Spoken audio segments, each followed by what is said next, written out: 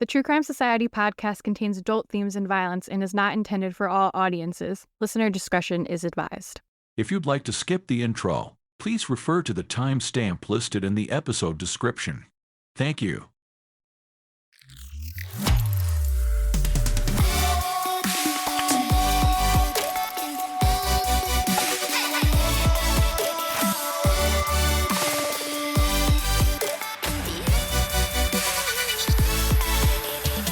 What's up, guys? Welcome back to another episode of the True Crime Society podcast with Stephanie and Olivia. Peep is also here annoying me. She's like right under the microphone, so if you hear her, she's here. Also, I sound stuffy. I'm like having bad allergies to something. I've taken allergy medicine and cold medicine, so hopefully it starts to help soon. You sound, I think, less than you did when we did the Patreon, so maybe I feel a little less stuffy, but not really at the same time. But yeah, I think it's just I'm pretty allergic to ragweed, and that's like the fall allergy here. So yeah, I don't know. I can't even use my brain because of all that. I did survive my trip upstate. I know I talked about it last episode. I was scared of getting murdered. Didn't get murdered. We did hear some like really scary coyotes though, like they were talking to each other, which living in New York, you'd think I'd hear them more, but not like that because it was, like I said, it's like the wilderness, so it's scary. And they were just howling and like barking. And then there's these birds there that are called loons that live on the lake, and they also make really scary sounds at night that almost sound like coyotes too.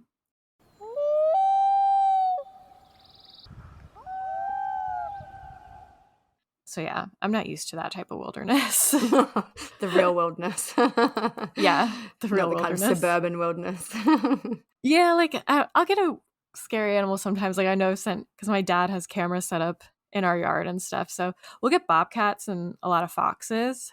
But I'm also like, there's a bunch of houses here and a bunch of roads. So it's not like you're in the middle of the woods where it's like scary. We even get bears. We got a bear on our trail camera too.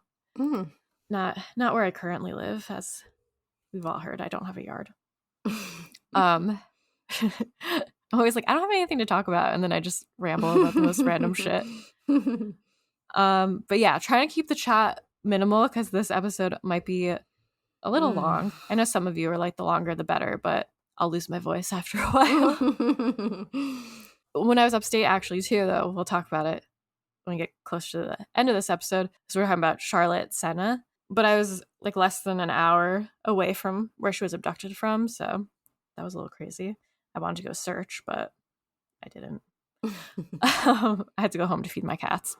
And then one other thing, we were considering changing our song, the podcast song, because we've had it for over 3 years. So we did a vote on Patreon. I even picked some other options because I was like, everyone has to be sick of this song.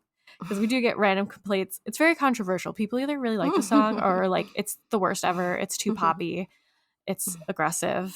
Please stop. Aggressive. It's true too. Like that's really what they say. One woman said she couldn't.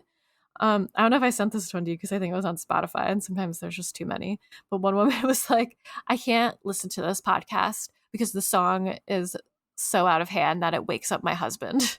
Oh when he's sleeping. I was like, ma'am, use headphones or like turn the volume down. Anyways, so we did the vote on Patreon and everyone was like, no, please don't change it. We love it. And people said their kids danced to it and like their pets love it and just everyone loved it and it made them happy. So we're not going to change it. I feel like sometimes in this crazy world, people just need a constant. Maybe that song is the constant. Yeah, a lot of people are like, I hate change. But yeah, I mean, I like the song. That's why we picked it. So I was just worried everyone secretly hated it and wasn't telling me. No, they would definitely tell us if everyone hated it. Just that one lady whose husband doesn't like it. So sorry for the people who don't like it, but like you could just fast forward. I'll put a timestamp where the song ends. Just kidding. I'm not going to do that. Anything else? Do you want to talk about anything? Yeah, it's been a pretty quiet week here. The kids go back to school on Monday. Our spring break is over. We had the big football game, which I think I spoke about in the last episode. We had that last Sunday. It was so hot. It was like 1,000,000 degrees. It was like being in the depths of hell. But it was so much fun. They had Tina Turner, obviously not the real Tina Turner now, but a Tina Turner impersonator, I guess you'd call it. She just died recently, right? Yeah, she died this year. I don't know what month, but recently. She was in my death pool. I'm pretty sure. She did some songs. So she did the Nutbush, which we all love in Australia, Simply the Best, and I think it was River Deep Mountain High was the other one. It was really fun. It was just something different. They usually I went to the rugby league grand final. The other football code here is Australian rules football, and at the Australian rules they had Kiss. That was their entertainment.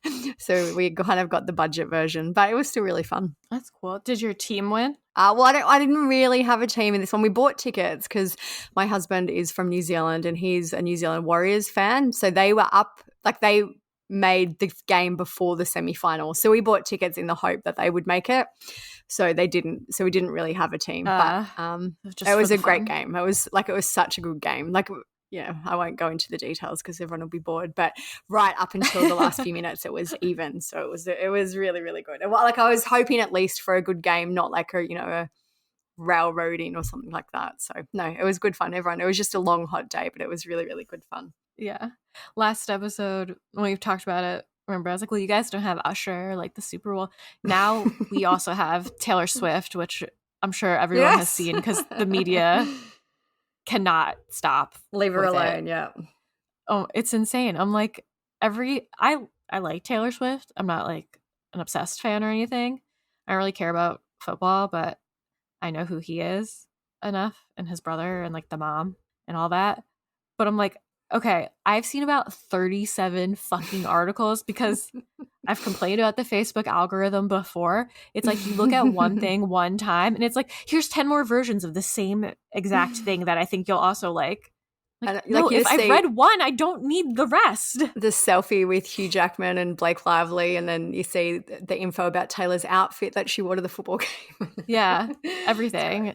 All right, well, me not having anything to talk about, I will always find a way.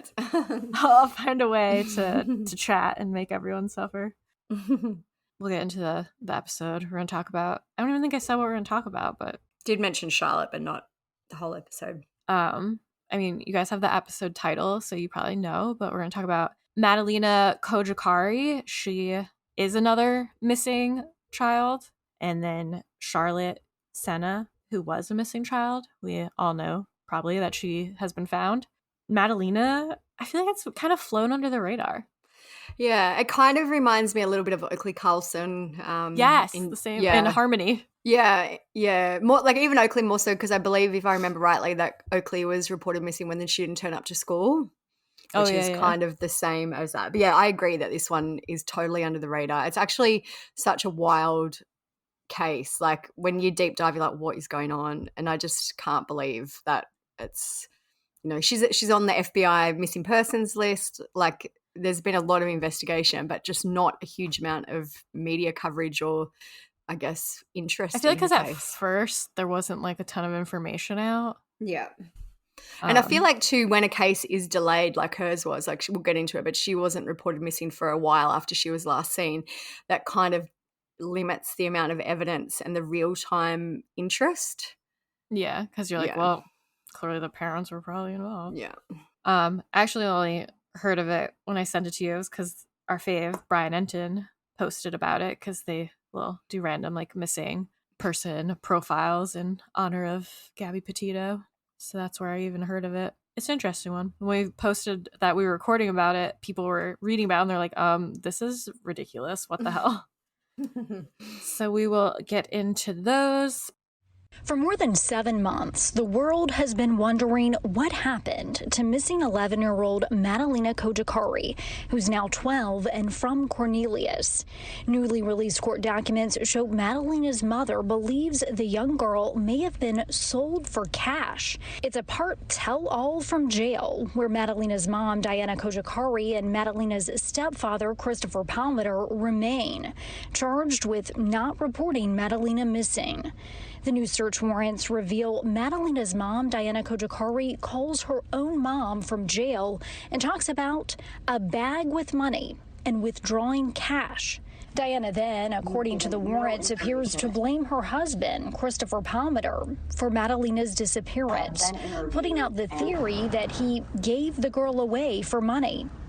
But in another phone call from jail from Palmer to his family members, he says that Diana had a lot of cash with her, and he didn't know where it came from. Okay, so we're going to get into Madalina Cojocari first. She was 11 years old when she went missing in November 2022, so almost exactly a year ago, getting there, from Cornelius, North Carolina. And according to the FBI, Madalina was last seen on surveillance video getting off her school bus outside her home in Cornelius, North Carolina on November 21st, 2022, and she has not been seen since. She was reported missing to her school on December 15th, so a little less than a month later than when she was last seen. And her parents reported last seeing her on the 23rd, which is 2 days after she was seen on the bus. So Madalina was living in Cornelius with her mother and stepfather. Her mother is Diana Cojocari, and her stepfather is Christopher Palmer. We believe that Madalina was born in Moldova, and she moved with Diana to the U.S. when she was a toddler. We've seen her birthday listed as April 11th, 2011. So Moldova is an Eastern European country and a former Soviet republic. They speak Romanian there. So it's kind of in that Eastern bloc, I guess, near Ukraine, Romania, Bulgaria. Yeah, the grandma Belarus. in interviews is talking in Russian, I'm pretty sure. Yeah. I was like, I could put in clips of her talking, and then I was like, well. I did try to see if I could find any other information about, any other children that maybe Christopher had, or I don't think Diana has any other children as far as I can tell, but everything just focuses on Madalina. So as of November 2022, Diana was 37 and Christopher was 60. So it does seem like he is much older than her. The family are said to have been quiet and that they mainly kept to themselves. One of Diana's Facebook friends spoke with Fox News Digital. She only had 16 friends on Facebook, so I guess they were just reaching out to some. They said, our friend who we know the family through said that to us, like they had no friends. That's why they would come to this family friend get-together that was really one of their only social times. Diana was also described as quiet and kind of on the outskirts during this group vacation that I guess this friend group would go on, and they would come along. It was actually friends who were close with Christopher a long time ago. Seems like they weren't that close to them. The Facebook friend also said, nothing out of the norm, just more of a quiet to themselves kind of family. They did engage and talk and interact and have conversations with everyone, just more quiet.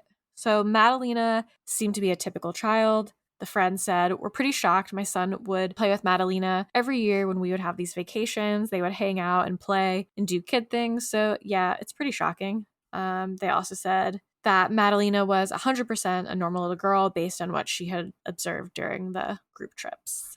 So in terms of a timeline for Madalina's case, on Monday, November 21st, 2022 is the last day that anyone outside of her family saw her. Mrs. D. Lampkin, who is a 6th grade school counselor at Madalina's school, which is Bailey Middle School in Cornelius, later told police that this was Madalina's last recorded day at school, and there's CCTV footage of Madalina getting off the school bus at 4:59 p.m. that day. Late. Bit of a final image, like there's a few kids before and after her. She's just got like her backpack on, getting off the bus. I wonder if she did after school stuff, because 5 o'clock's pretty late. So jumping forward a little bit, Madalina was reported missing on December 15th, 2022, a little less than a month later. On December 12th, 2022, Bailey Middle School Resource Officer J.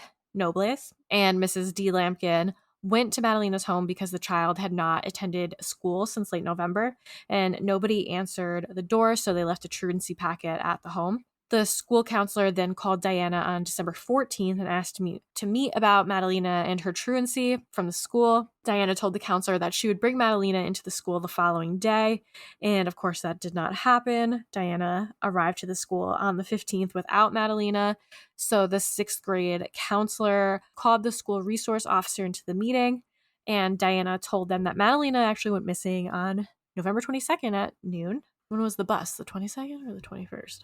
21st, sorry. Oh, okay. Went missing on November 22nd at noon, and Diana later changed that story and said that she actually last saw Madalina on November 23rd at 10 p.m. Weird to not remember when your kid disappeared.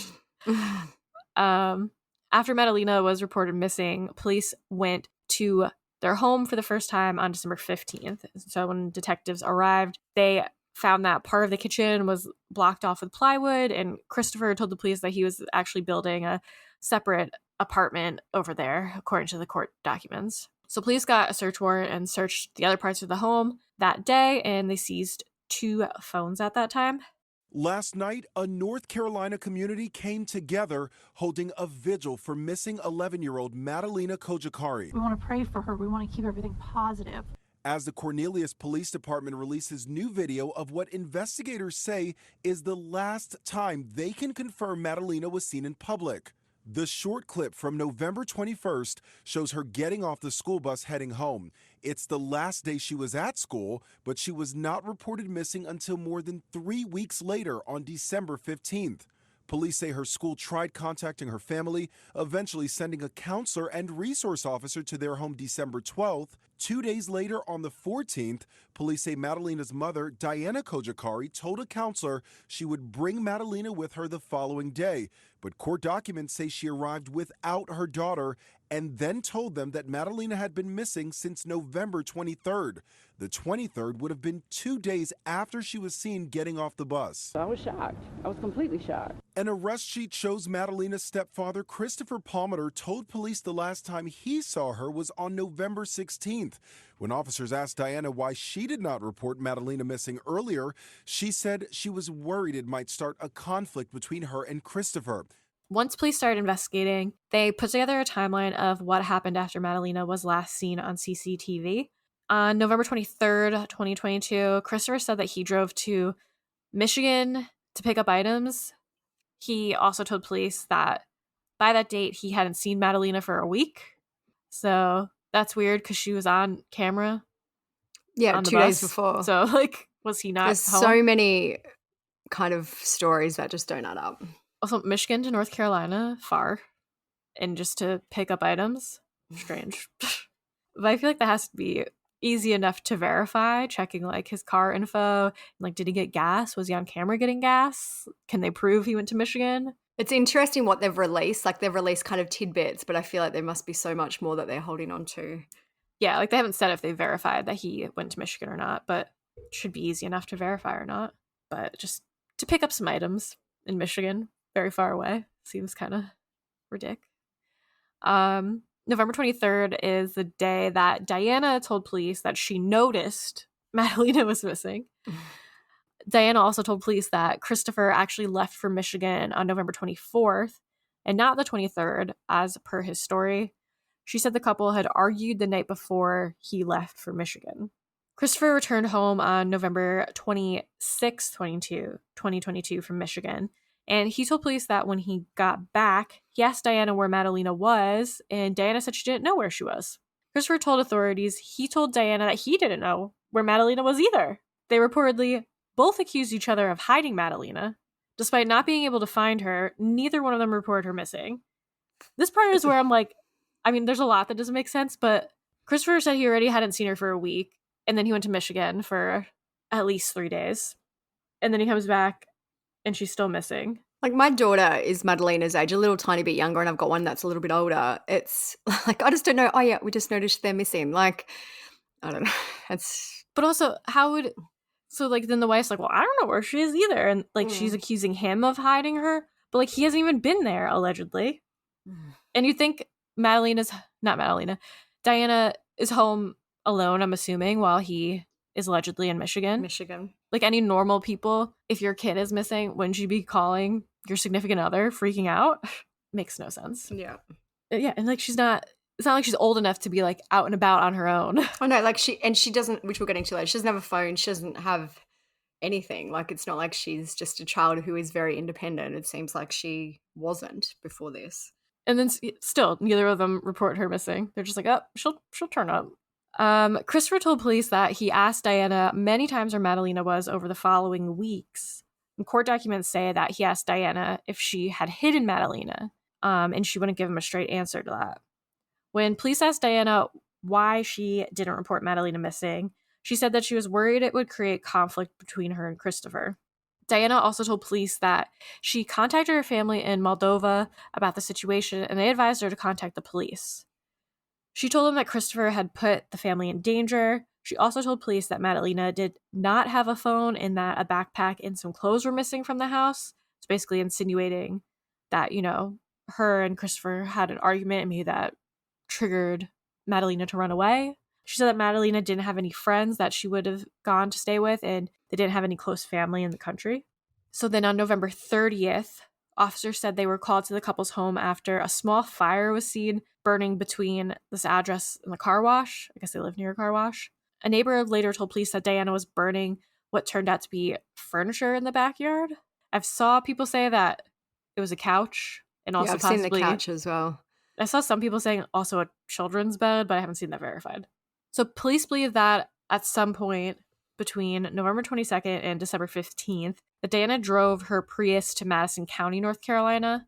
Authorities wrote that in a text message on December 2nd, 2022, Diana Cojocari indicated she was in the presence of the missing child. And on December 4th, Diana Cojocari traveled toward the North Carolina mountains, claiming to be searching for Madalina. I wish they elaborated on that. Like, what did the text say? Yeah, I just... me and Madalina are just hanging out. Yeah, I'm so confused in this case because it seems like there's so much conflicting info even given from the police. Like, no one saw her, but then the police are saying that she's indicating she was in the presence. I don't know. It's just a lot going on. Yeah. It seems like the info that the police let out, like you're saying, I'm sure there's so much more. It's tactical, I think, what they've let out. But like on our end, it seems so random and like missing context almost, where you're like, this doesn't make sense, or I wish we knew more about this. So yeah, that's not just us like doing a bad job. That's just the story that's what it out is, yeah. right now. Diana was also then seen at a service station in Hickory, North Carolina on December 3rd, 2022, and she was getting an oil change. So the attendant at the oil change place, they verified that they did see children's toys in the car, but there wasn't any minor children, and that Madalina was not present in the car. On December 16th, 2022, Sugar Mountain Police Department provided investigators with photos of a man and a female child. The child did resemble Madalina, and the man was identified as Octavian Sebanu. Octavian is a distant relative of Madalina and Diana. I saw one report saying a cousin, but I don't know how distant or what. And that information was not made public until 2023. So we'll go back to that and just like keep going in the chronological way the story was initially coming out. So on December 16th, Christopher sent a text message via Facebook acknowledging that the family was in some kind of investigation. He said Madalina was missing and the police took all of their electronics except for an old phone and his personal computer. Christopher said he believed the police overlooked the computer, which Diana was then using to call her parents. The message actually said, "We're in some kind of investigation. Maddie is missing and the local police have taken all of our electronics. Luckily, I have an old phone. Although they did not take my personal computer, probably because they overlooked it, Diana is using it now to call her parents." Again, weird message. Just be like, we're in some kind of investigation. Like, Maddie's missing. Like, when your family already know about this because you'd be so worried about your missing kid and you'd be like freaking out. Just all around strange. On December 17th, 2022, Christopher and Diana were arrested and charged with failing to report the disappearance of a child. Christopher appeared in court on December 19th and his bond was set at $200,000. Diana appeared in court on December 20 and her bond was set at $250,000.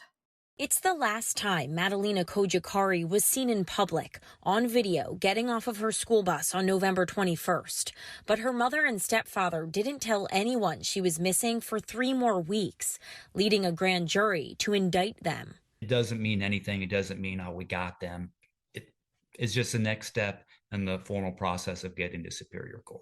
Aaron Lee, a defense attorney who is not associated with this case, says grand jury proceedings are always held privately. In this case, it once again allowed prosecutors to keep what they know close to the chest in an effort to protect the investigation. Search warrants are sealed until at least the end of March.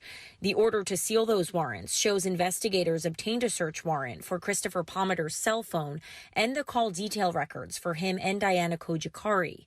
Investigators likely looking into who Palmer was talking to and where he was. A lot of crimes that are committed when they have cell phones on, it results in a lot of convictions because your cell phone gives so much data about where you are, when you were there. Now, it's not precise, but depending on how many cell towers are there, it can triangulate it pretty well. But notably, there is not a search warrant for Madalina's mother's phone. It may not be there. It may already be destroyed. It may be a simple flip phone where you don't even have data. And I would be curious as to why, for sure. It's a big question to know why. As a defense attorney, I'd want to know why that phone wasn't seized and searched. On December 21st, police obtained a search warrant for the family home at 18413 Victoria Bay Drive in Cornelius. We'll put the court documents on the blog, but a lot of the information is redacted. It's basically just like the general knowledge stuff that you can read. But it says the search warrant, they're looking to stuff related to Madalina Cojocari, who's missing, and just kind of lists the stuff that they're looking into. Like any physical evidence, any electronic devices, papers, tickets, notes, schedules, receipts, rental, purchase agreement, automobile stuff, samples of blood, bodily fluids, just the usual stuff, firearms, knives, anything you'd suspect that they'd want to take. So not overly interesting. I feel like it's just kind of like standard, the usual. On December 22nd, 2022, Madalina's family released a statement. It is handwritten, which I have never seen before, but, the police took all of their computers, except one. But I feel like this is not actually from the parents, it's from, like, extended family. Oh, is it? I think. Like, it's weird because it doesn't actually, like, but it just says Madalina's family. Like, I've linked the article. Yeah, Hold on, I'll just open it up. When I saw it on too, it just kind of was like the family released a statement. It just says from Madalina's family. So, I haven't ever seen it clarified, and it's not signed by anyone. Yeah. So, yeah, I just assumed it was directly from the parents, but it doesn't say that. And the extended family does seem pretty involved with speaking to the media. So I don't know if it's a statement they all agreed upon or who it's directly from. But anyways, I've still never seen like a handwritten note. Yeah. It says, "We as a family are devastated and absolutely heartbroken to learn that Madalina is missing. We love Madalina and are shocked by these circumstances. This is something no child or family should ever have to endure. Our family is doing everything we know to do to support the efforts to find Madalina and bring her home. We are and continue to have hope and positivity in this difficult time and pray that she is found safe very soon. We know and greatly appreciate that the local, state, national, and online communities have come together to share flyers, offer positive support, hold prayer vigils, support law enforcement, and are doing everything possible to find and bring Madalina safely home. We're also appreciative of all the efforts and endless hours and boots on the ground of the local, state, federal law enforcement agencies involved with the same goal. Madalina is a beautiful, smart, kind, and loving 11-year-old girl with greatness in her future. We're desperate to find her. Right now, she needs all of our help. We ask for your continued positive support in sharing far and wide the posters and pictures of Madalina. Each and every share may be one step closer to finding her. If you believe you have seen Madalina or have any information related to her whereabouts, please contact your local law enforcement agency or the Cornelius, North Carolina Police Department and come forward with this information. Anything may help. Our family would like to express sincere gratitude to each and every one of you for your support. Our family will continue to do everything we know and learn to do for Madalina's safe return home. Blessings." So on December 23rd, 2022, the FBI released new photos of Madalina. And it's funny because I must follow that FBI account because I remember seeing these pictures and this cute little like horse thing. And I was like, oh, but I still didn't really read much about the story until like a couple weeks ago. But the new photos they put out in a tweet, FBI Charlotte tweeted, and they said, "Earlier this week, we told you Madalina loves horses. You can see the pure joy she feels when she takes her plastic ponies to the beach." that was the one I remember. And I was like, oh. And then also, and she enjoys riding the real pony named Rain. And there's a cute picture of her with the pony. And she's got a little helmet on, a little tie-dye shirt, and she's smiling. And she looks cute and happy. Yeah, she looks a little, I don't know if that's an older photo, but she does look tiny there. Yeah. So on December 28th, 2022, Diana and Christopher were meant to appear in court. The judge announced that there would not be a bond hearing for Diana, but mentioned that she did surrender her passport.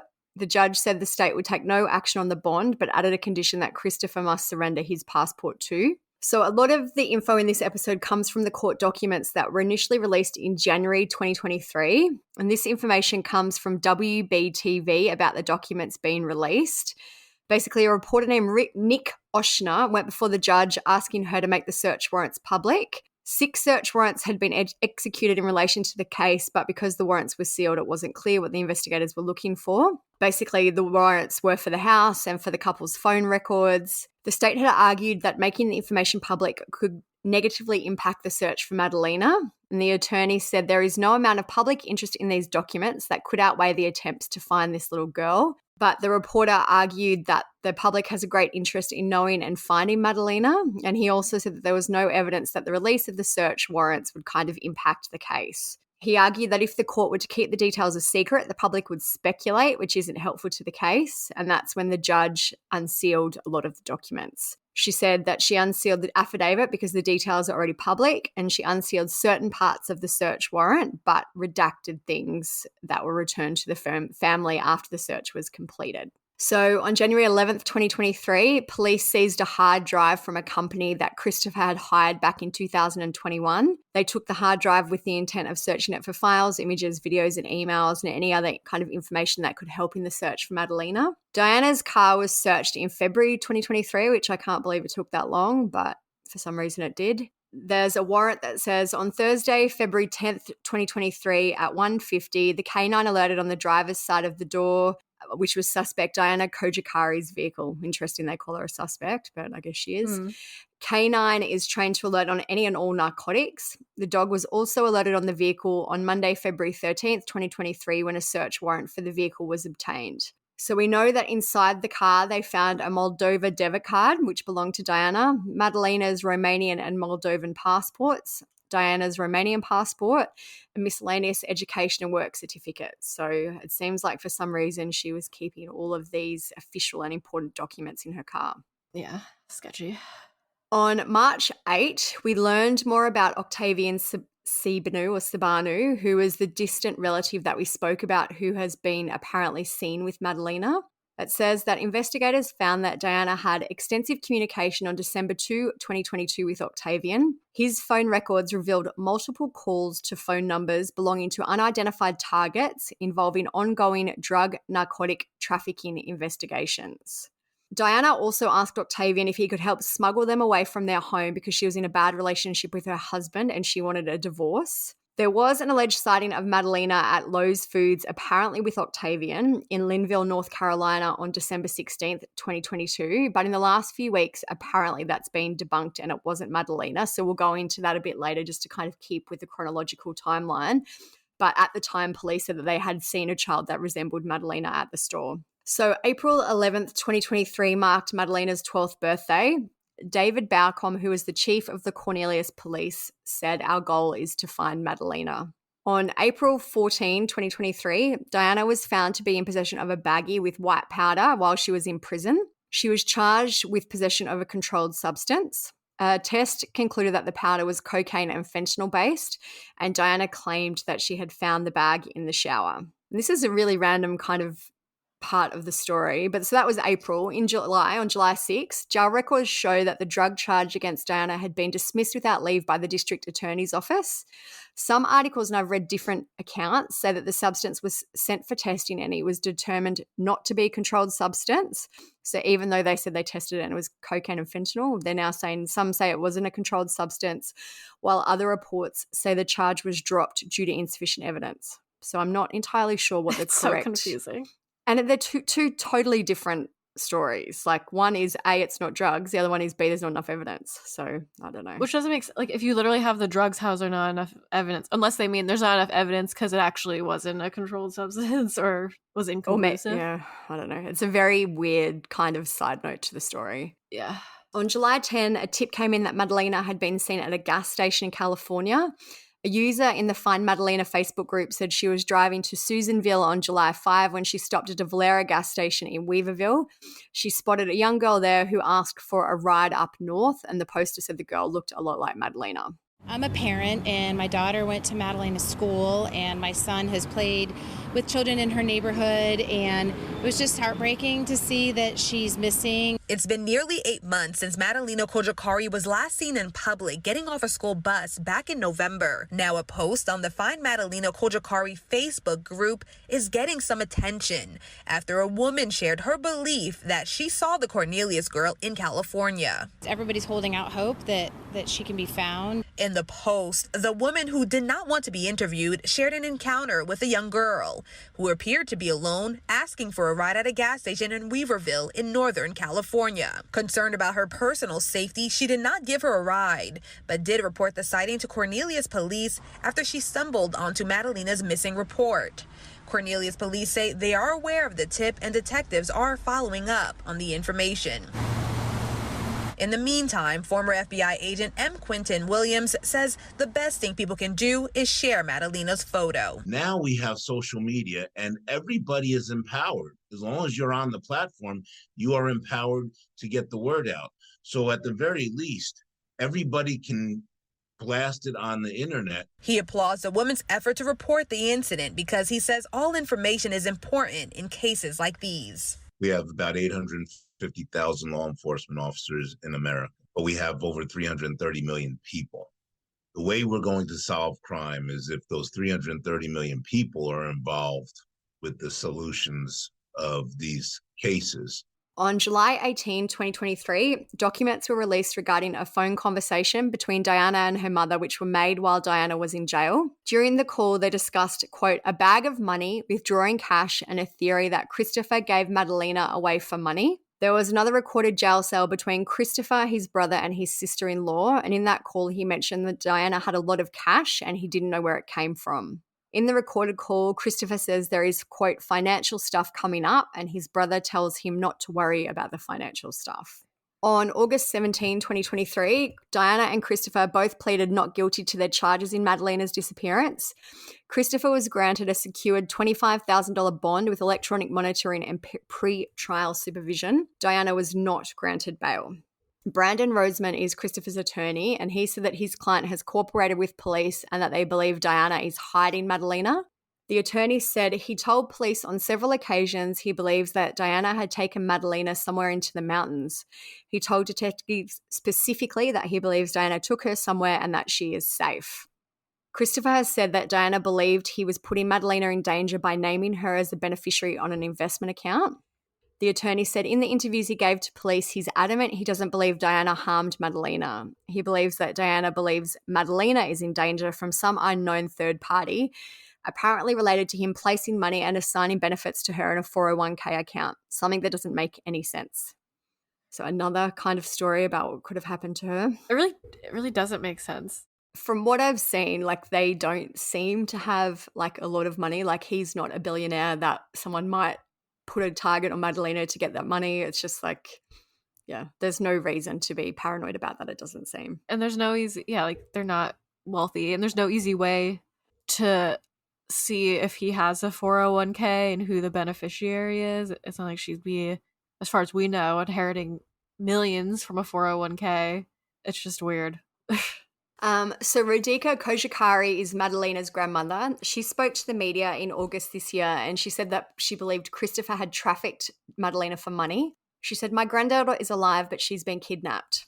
She told them that she believes Diana and Madalina were sold to traffickers for $5 million. Radhika said Chris is the instrument. He stalked them for 2 years. They had no documents in his home. He stole their documents, which is a little bit untrue because we know that they were in the car.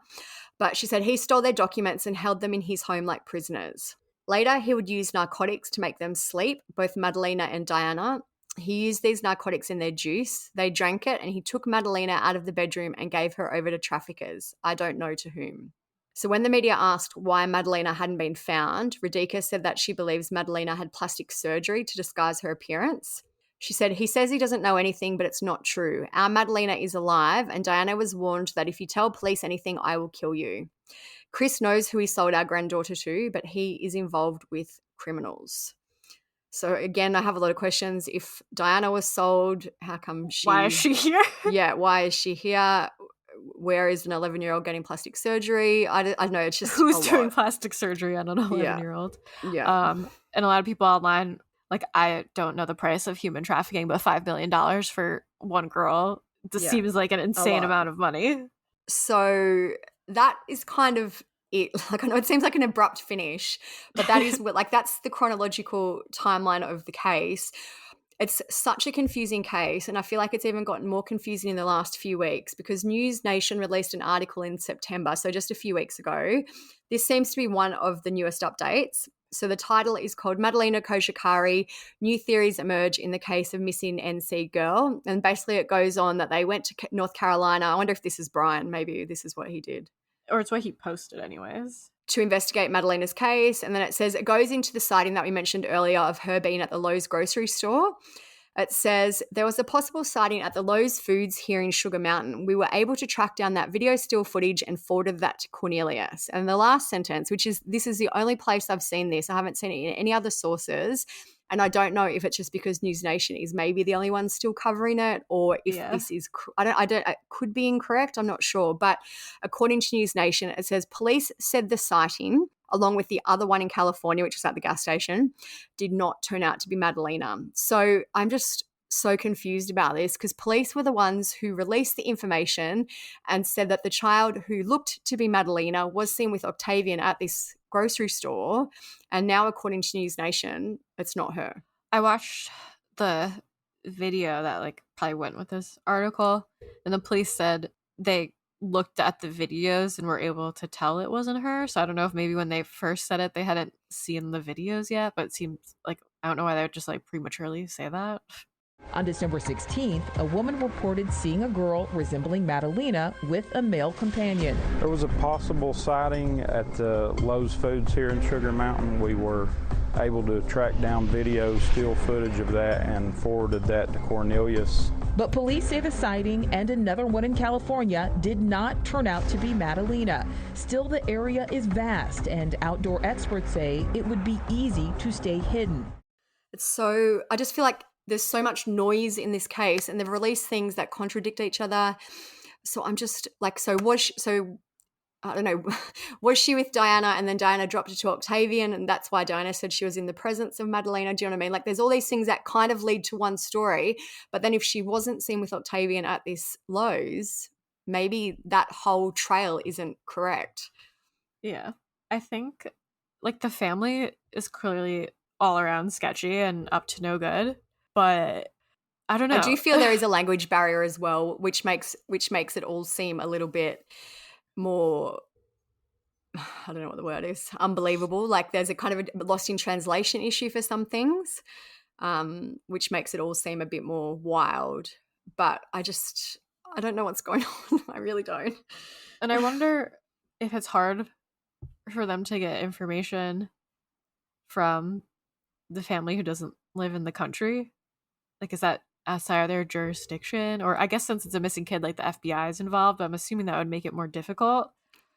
I did see there was like a newer article. Some reporters somehow talked to the grandfather who lives in, Moldova? Yeah. And he was saying how he's very sad and he was like upset about it. But he also was saying how he made it seem like the stepfather also sucks. And she said that Diana wasn't ever allowed to call with Madalina unless he wasn't home because he looked down on the Moldova side of their family or something, which I thought was interesting. I asked on Instagram what people thought had happened in the case, and basically every single person wrote, the parents did something, the parents know something, and I absolutely agree, but I just can't figure out what it is. Did Diana, like, why is Diana still in jail and Christopher isn't? Do police suspect that she is the more guilty one? I don't know. Like, did she really? Like, this is one of the only cases where I do feel Madalina may be alive, or maybe not, but could be alive. There is a small chance she could be alive. Maybe she really did want to get away from Christopher for whatever reason. Maybe that if she did ask Octavian to help smuggle them out of the marriage. But I just feel like if that was the case, surely that person would have come forward now and said, "Yep, I helped them escape this abusive relationship. She's fine." I feel like, I don't know. I don't really know. My personal belief is Madalina is likely dead. I believe that something happened and the parents are covering it up, but I just can't figure out which one of them would have done it at this point. Yeah, I think usually I'd be like, there's no way that she has been smuggled and is somewhere else. But in this situation, I could maybe see Diana handing her off to family and that being semi-plausible. But then what gets me is, why are we burning furniture? And then there was another comment online, which I was going to look up to see if I could find an article, but I didn't get to do that, but I'll look after this. They said that someone, was it someone who like lives there or something or knows them? There was apparently like random pieces of carpet cut out of the floor.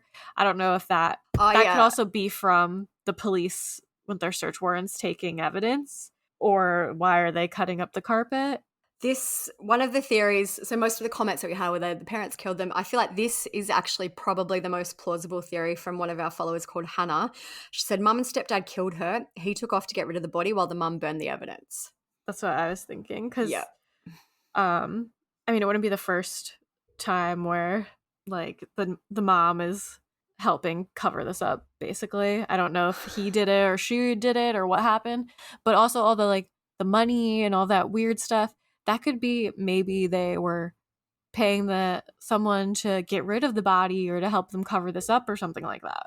Yeah, the one thing I guess the most confusing thing for me is why Diana hasn't turned on Christopher if that is what happened. Like, I guess she could be scared of him, but she's in jail now. You know, she essentially never has to see him again if she confesses and says what happened. I just don't, and especially because their stories are so conflicting. You think they would have worked together to, I don't know, to make a common story better. Yeah. But I do feel that is likely what happened. Instead of going to pick up things, he's dumped her somewhere along the way, and they would try to burn the evidence to get rid of it. It's just all these other noisy pieces, like about trying to get out of the relationship, finding the documents in the car, that maybe instill that little bit of doubt that maybe she, isn't dead. Maybe she is alive. I was thinking more about it because now I'm wondering, maybe it was her, even though instinct is like, no, it's the man. But because he's clearly kind of turned on her and is kind of throwing her under the bus to the police and being like, I don't know what she's up to. And they seem to be believing him since he's out on bond and his was less, and they seem to be working with him. So like at this point, why wouldn't she turn on him? That's what I mean. Like it seems like she's got nothing to lose. But then there's always, maybe she is like a battered woman, and I don't know anything about their culture, so please don't like come after me and argue with me. But like in some cultures, women learn like they should always listen to their husband and always listen to the man type of thing. Yeah. Or she could just be scared of him. I don't know. So yeah, it's still like there is still some media coverage about this, kind of semi-regular. I guess as Diana's still in jail, we will hear more. But a very sad case about a child who slipped through the cracks again. Yeah, definitely. One other thing that people were pointing out that was weird was how the grandmother like specifically had the specific story. Like, where did she get this story from? Is that what they told her? Did they tell her like, oh, we had to, like, she got sold for $5 million specifically? Like, who told her, the grandma, this? Yeah. If you were just pulling it out of your head, you'd be like, oh, I think she got like trafficked or she was sold into trafficking. Not like all these random details about price. And I feel like too, if there was this $5 million or if there was this evidence of Diana having bags of cash, the police would absolutely have evidence of that. Like, I doubt she could have hidden I don't know. I shouldn't really say that because I'm like, yeah, That's what I was hide thinking. the cash. But I feel like there would be some trail or some evidence of there being all this money. Yeah, I was thinking that too. And also, like you, was like, if I say that, people will be like, people can hide money. Okay, I don't know. I'm not a criminal doing these things, but I do feel like where are you just getting $5 million? Well, I guess if he was selling her, then they'd be getting the $5 million. So where's the $5 million? So Madalina weighed approximately 90 pounds when she went missing. She was last seen wearing jeans, pink and purple and white Adidas shoes, and a white t-shirt and jacket. Okay, so now we're going to get into Charlotte Sena, where if you follow us or follow true crime remotely at all online, I'm sure you've heard this story. It was one of those ones that blew up very quickly because it was very scary. Like I was saying at the start, I was upstate this weekend. Normally I'd be about like 4 hours away from where this happened, but I was within an hour radius of where she was abducted. So in the morning, I would have gotten the Amber Alert even if I wasn't as close, because I think it was the whole state. But we all got the Amber Alerts in the morning, and we're like, what the heck? So then the people who were with her obviously are friends, but since I had this Amber Alert and I start looking into it, they definitely like saw the different side of me of being like, guys, stop, I have to watch the press conference. Like, guys, stop, I have to post this. Or shh, I need to listen to what the governor's saying. And they're like, go away. But then even on the way home, all the like electronic construction type signs, they all said like Amber Alert, dial, like call 511 to get more info on the alert, like all the way back home. And then even the following day on Monday, when I went back to work and stuff, even just like the electronic signs around here still all said it. So I think they did a good job of getting the word out quickly and everywhere, even though people will get into that, I'm sure, debate about how long the Amber Alert took. I think word got out pretty fast. So start from the beginning for those who don't know the story. And as a grandmother, I cannot imagine the pain they're going through. Governor Hochul's somber demeanor reflecting the high concern for the safety of 9-year-old Charlotte Sena, who vanished from a popular state park 190 miles north of New York City.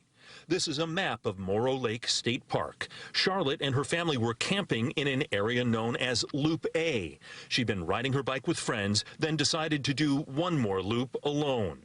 Google Street View shows the loop is a paved road that passes through a heavily wooded area. Literally 15 minutes later, she hadn't come back yet. And that's really when the nightmare begins. State police promptly initiated a search that lasted hours, employing dogs, drones, and boats.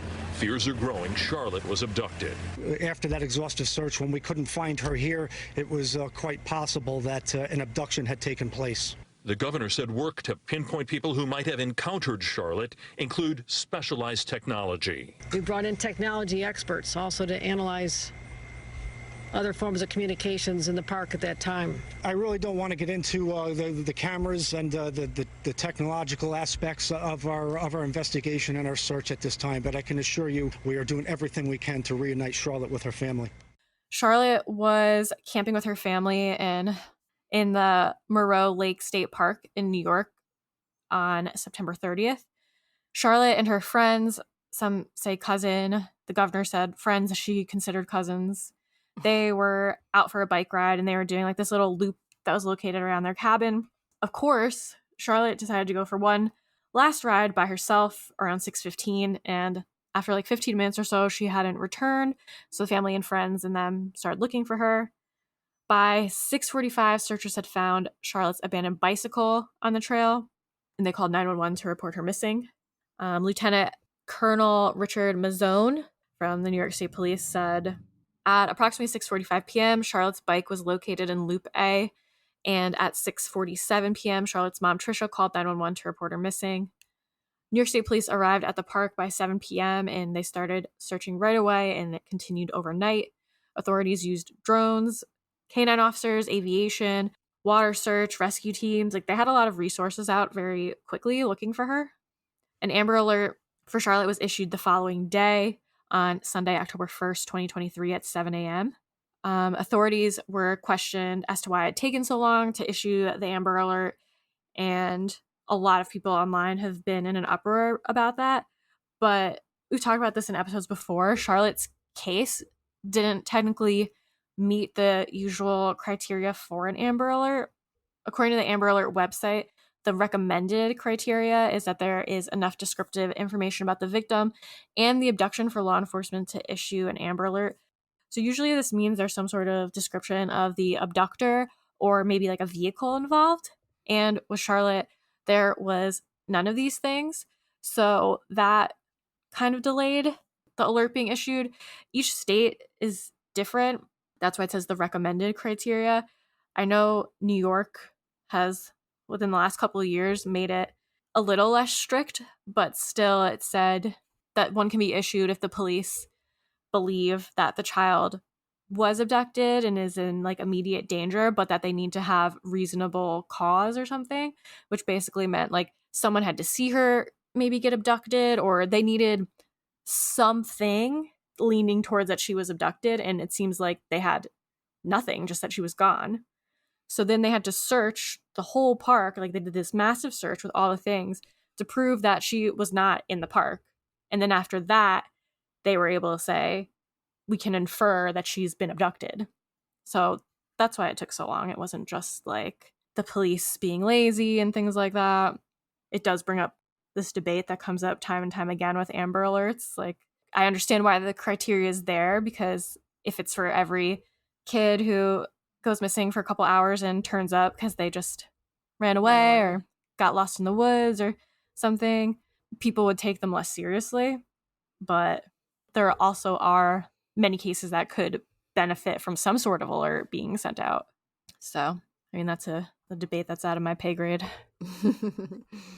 So Lieutenant Colonel Richard Mazzone said, following our exhaustive search of the park, we took that step of issuing the Amber Alert because we felt after the exhaustive search, we couldn't find her. It was quite possible that an abduction had taken place. Governor Kathy Hochul gave an update on October 1st. She said, we're leaving no stone, no branch, no table, no cabin unturned, untouched, unexamined in our search to find Charlotte. We'll keep the members of the public updated. I promised her parents we'd find their daughter. She's all of our daughters. Their family needs love. They need prayers. The governor also gave updates on the search. She said authorities had been using air patrols, state police, FBI bloodhounds, New York State Park Police, forest rangers, underwater rescue teams, and 2 drones. More than 100 people had been actively searching the park looking for Charlotte as well. Charlotte's aunt, Jean Sena, spoke on behalf of the family, saying that they are praying for their little girl's safe return. They also said, no tip is insignificant, so if anyone has any information at all, saw anything in the vicinity of the entrance of the Moreau Lake State Park, or are camping here and have any information at all. So this is where things kind of started to change in the case. At 4:20 a.m. on Monday, October 2, a man named Craig Ross Jr., who was 46, went to the home of Charlotte's parents and put a note in their mailbox. The note was a ransom note, and police believe Charlotte may have been forced to write it. In the letter, Craig asked for $50,000 in return for Charlotte's safe recovery. There was a state trooper stationed at the house, but Craig managed to drive away without being apprehended. There's been a ton of questions about this, like how could that have happened? This case could have been over and done with then. The state police and the governor's office said they would not comment due to an ongoing investigation. That was from the Times-Union, but according to the Daily Mail, the state trooper had been called away to another incident right at the time that Craig had dropped the note off, which seems very fortunate. I don't know. I feel like I don't know. It's a whole other debate, I guess, but you can't, I don't know. It's a whole other debate. Well, it'll be interesting to see what comes out about the state trooper. Yeah. So authorities investigated the note, and by 2:30 p.m. that day, they had obtained a fingerprint. They identified Craig as the suspect. His prints were on file from a 1999 arrest for driving while intoxicated in New York. The governor later gave a summary of the events. She said at 4:20 a.m. Monday, the car pulls up to the mailbox. Something is left. State police immediately go to the mailbox and identify what is a ransom note that had been left behind. State police worked diligently trying to find a match for the fingerprint. The first one they tried wasn't successful. Second one was to identify any other prints in the New York State database that would be a match. So after they identified it was Craig, it took them another 4 hours to track down where he was living. They found him on a trailer in the backyard of his mother's property. They raided the trailer. When they got there, Craig was said to be in his underwear, and police have said that he resisted arrest. Charlotte was found safe in a cupboard cabinet type thing in the trailer at around 6:30 p.m. on October 2. This is some information about kind of the raid and the arrest. It says, so a little more research and working to identify the location and identifying the fact that there was a home they could visit. They found a double wide house with a woman who's the suspect's mother. The suspect lived in the camper behind. They have what they call a dynamic entry, a tactical maneuver, and within the camper, they located the suspect. Governor Hochul said about Charlotte, she knew she was being rescued. She knew she was in safe hands. So Craig owned a vehicle that was registered to a property 2 miles away from Charlotte's home. Charlotte's family have made a statement after she was returned to them.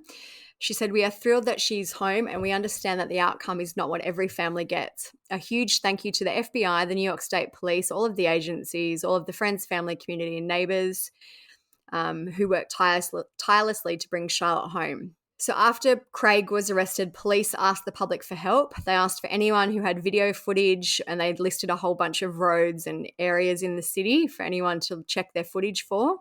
Police have also said that additional charges are expected to be laid. Craig has so far been charged with first-degree kidnapping. Police haven't confirmed if Charlotte was specifically targeted or if Craig somehow came across her randomly while she was out riding her bike. I've been praying for 48 hours since I got the first Amber Alert. Carol Brown lives just down the road from the location where police found Charlotte Sena hidden in a trailer behind the suspect's mother's home. Brown knew something was up Monday night as her quiet neighborhood exploded with activity. Then the entire road lit up right here with police officers, with a helicopter overhead, just like out of a movie. This drama had a happy ending. Charlotte, shaken but in good physical condition. Suspect Craig N. Ross, age 46, grabbed by members of a local SWAT team. He's charged with kidnapping Charlotte from Moreau Lake State Park as she biked on Saturday.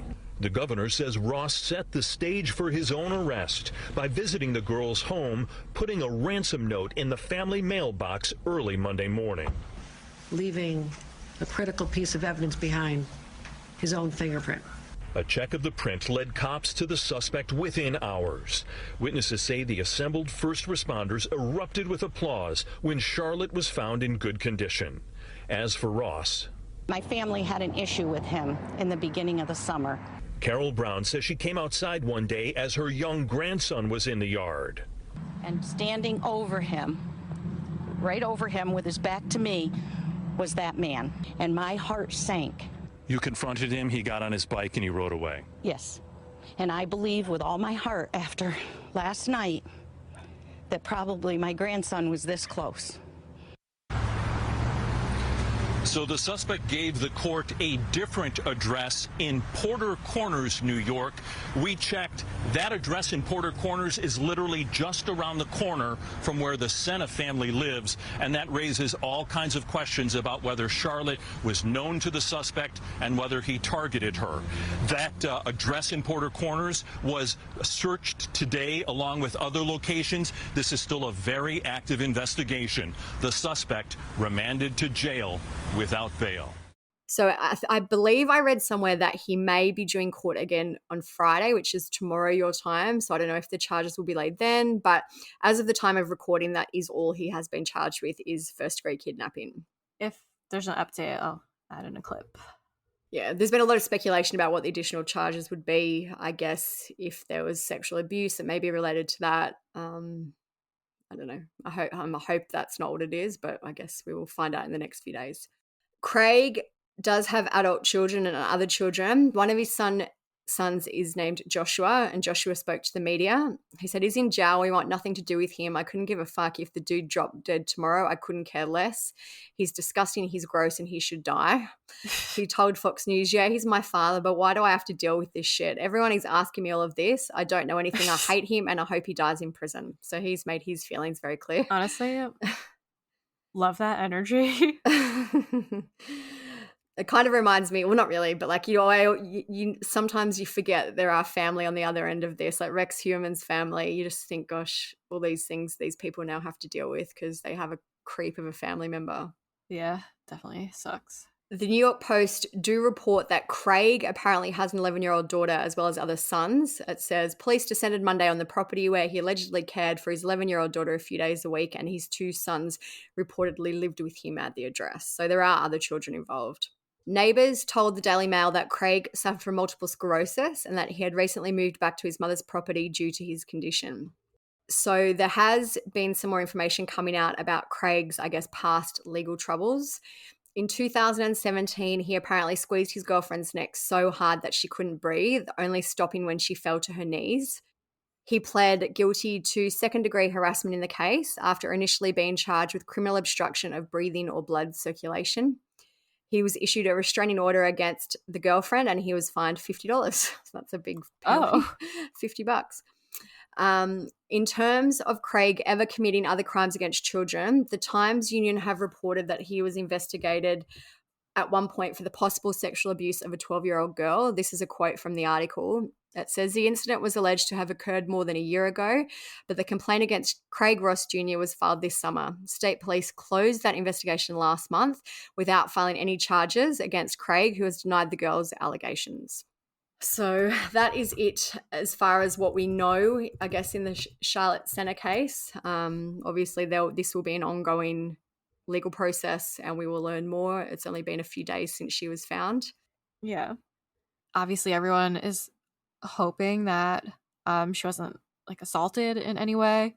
Normally, I would think that's probably the case, but I'm hoping with this one, it really seems like money was the main motive, because if it wasn't, why would he risk it all to leave a ransom note unless he's really that fucking stupid to just like go right to their house and leave a note in their mailbox? I know. It seems like he must have been pretty desperate for Just money. to think he do that. almost could have got away with it. It's just that fingerprint. You know, if he had been a little bit more careful, he somehow got out of there without the police getting him. Like, it was just dumb luck, really. Yeah, where I'm hoping anyways that if it was more like a pedophile, sexually motivated thing, he wouldn't have done that. Or he's just a horrible piece of shit idiot where he really thought that he could have it all, the money and this poor girl. Another thing, a lot of people online, there was a lot of like local chat about this one that I was able to follow. I was posting some of it on Patreon because it was before it was like official, and sometimes I don't feel comfortable posting rumors on our Instagram account or Facebook. On Facebook people kind of post on their own, but I don't want to perpetuate like misinformation or rumors. But there was a lot of people saying that he was a sex offender or like known to have sex crimes against children. I don't think he was a sex offender because I don't see him in the registry, but maybe that one you were talking about, unless other people knew about that as well. There's also a ton, I don't know exactly the whole story, but I'm assuming you saw it too, people saying like he was brothers with another guy with the same last name that was just arrested recently for stalking. But I'm pretty sure they're not brothers. Was Charles, because it was Charles and Craig, yeah. But I'm pretty sure they're not brothers. No, I don't think. I haven't seen that either. Ross is a common name, so. I did see some annoying comments as well of people being like, why are the parents like not on TV crying? And why are the parents like not showing their faces? Like, that's really weird. Maybe she was missing for longer. I'd expect them to like show their faces eventually to try to appeal to the public. I don't think it's that weird. With all I know about true crime and the internet and how a lot of shitty people respond to things, I would not want to be putting my face out there. It'd be the last thing I'd be worrying about. I'd be worrying about like obviously finding my child and helping the police in whatever way I can. But I wouldn't want to put my face out there because as we know, people on the internet will insert themselves and just kind of tear you apart because maybe you didn't cry hard enough in that moment and things like that. Yeah. So it's we were talking about it at the time when she was missing, and I was like, I really didn't think it was going to end well. Oh, no way. No, it was a very unexpected and, happy outcome, which you don't often get in stranger abductions like this. I kept hoping it was going to be another Cleo from Australia. Yeah. But I knew the chances were pretty slim, but I was shocked that they found her alive. So I guess today we've got two kind of polar opposite cases. I guess, there is that slight chance that Madalina is alive too, but it will probably not end well. And then you have this kind of miraculous case where a child is found. And they did say she was in good health. They didn't elaborate any more than that. So I take that to mean, she wasn't severely physically injured. Obviously, we don't know what else happened. They said the same thing about Cleo or something similar, because I remember it was a big debate. I think it just means like her arm wasn't cut off or something. Yeah. Like she wasn't obviously dying harmed or like, injured. Yeah, so I'm sure more will come out. The guy is so fucking scary looking. The picture they released of him, like nothing going on in that brain, it looks like just carnival music. You did find other photos where he looked like less of a degenerate, so I don't know. But yeah, I guess that's it for her story. Everything that we talk about will be on the blog. That's at truecrimesocietyblog.com. Follow us on Instagram at True Crime Society. That is where we probably post the most and are most active. You follow our personal Instagram accounts. Mine is StephSum_. Olivia's TCS Olivia if you want to see what we're up to. And we have our Patreon. If you want to hear these episodes ad-free, get them a little bit earlier. We do weekly bonus episodes as well. Like we just recorded one on urban legends. We're going to be doing some more Halloween type spooky stuff, not the typical true crime stuff. So if you want to hear more from us, you can go there. And make sure you leave us nice reviews and comments on whatever platform you're on. Make sure you're subscribed and, share it with a pal. Like, help us out. Sorry I sounded so stuffy. Hopefully it won't upset you too much. All right, well, thanks for listening. Stay safe out there, everyone. Peace out. See ya.